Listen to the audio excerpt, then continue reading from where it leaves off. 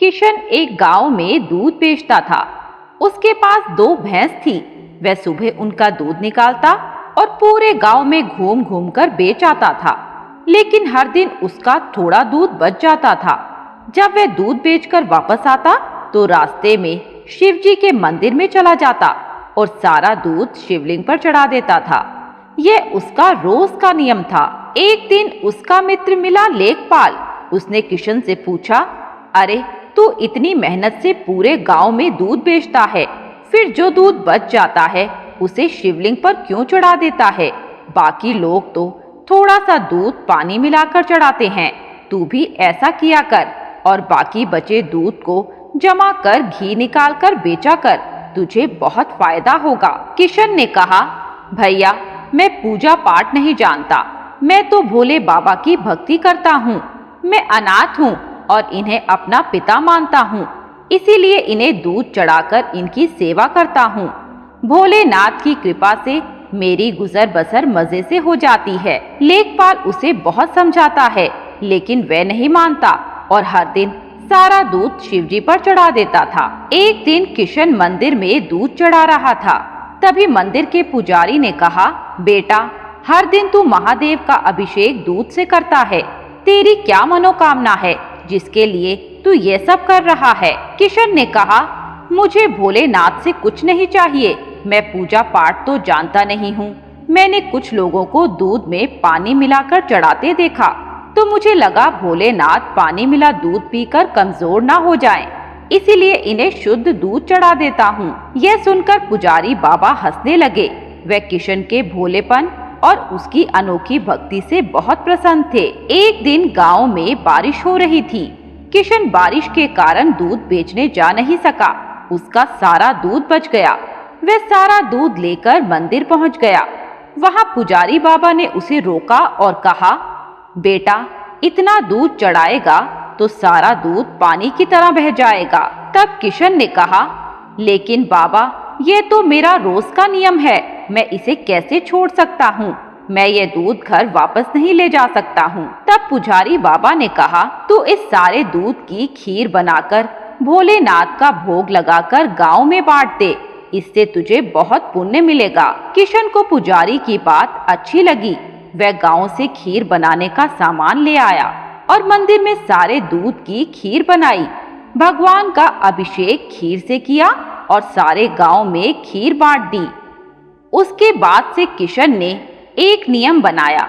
वह हर रोज शिवलिंग पर बचा हुआ दूध चढ़ाता और महीने में एक दिन दूध नहीं बेचता था। सारे दूध की खीर बनाकर भगवान का भोग लगाकर गांव में बांट देता था। इधर कैलाश पर्वत पर भगवान भोलेनाथ ने माँ पार्वती को सारी बात बताई। तब पार्वती जी ने कहा, महादेव आपका ये भक्त कभी आपकी पूजा नहीं करता, कभी आपका नाम नहीं लेता, केवल दूध और खीर से अभिषेक करने से आप उससे प्रसन्न हो गए। तब महादेव ने कहा, पार्वती उसकी निश्चल भक्ति ने मेरा मन जीत लिया है। इस संसार में कोई मेरी पूजा मेरी भक्ति किसी कामना से करता है, लेकिन यह मेरा भक्त मुझे अपना पिता मानकर अभिषेक करता है। ये मेरी चिंता करता है कि कहीं पानी मिले दूध के अभिषेक से मैं कमजोर ना हो जाऊं, इसीलिए यह मेरा अभिषेक शुद्ध दूध से करता है। तब पार्वती जी ने कहा, महाराज हमें इसकी परीक्षा लेनी चाहिए। भक्त की परीक्षा लेने के लिए महादेव और पार्वती जी ने सेठ सेठानी का भेष लिया और किशन के घर पहुंच गए। महादेव ने किशन से कहा, दूध वाले हम हर दिन तुम्हारा सारा दूध दुगने दाम पर खरीद लेंगे और तुम्हें पूरे गांव में भागना भी नहीं पड़ेगा। हमारे नौकर यहीं से दूध ले जाएंगे और यहीं तुम्हें उसका मूल्य दे देंगे। ये सुनकर किशन ने कहा, ठीक है सेठ जी, लेकिन मैं सारा दूध नहीं दे सकता।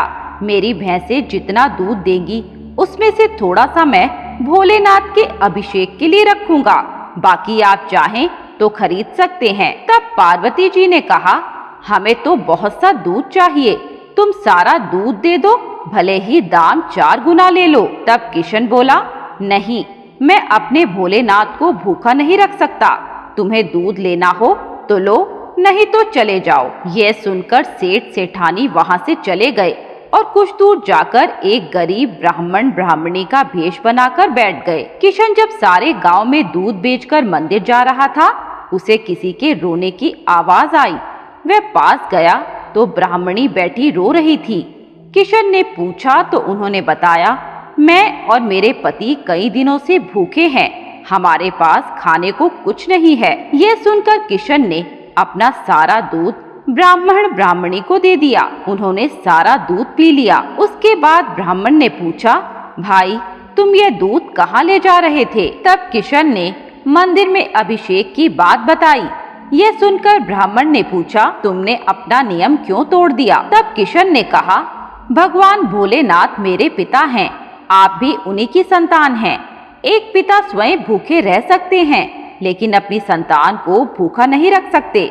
भगवान शिव का क्रोध मैं सह लूंगा। तभी भगवान शिव और माँ पार्वती अपने असली रूप में प्रकट हो गए। महादेव को देखकर किशन उनके पैरों में गिर पड़ा। महादेव ने कहा, मैं तुम्हारी सच्ची भक्ति से बहुत प्रसन्न हूँ, मांगो क्या मांगते हो?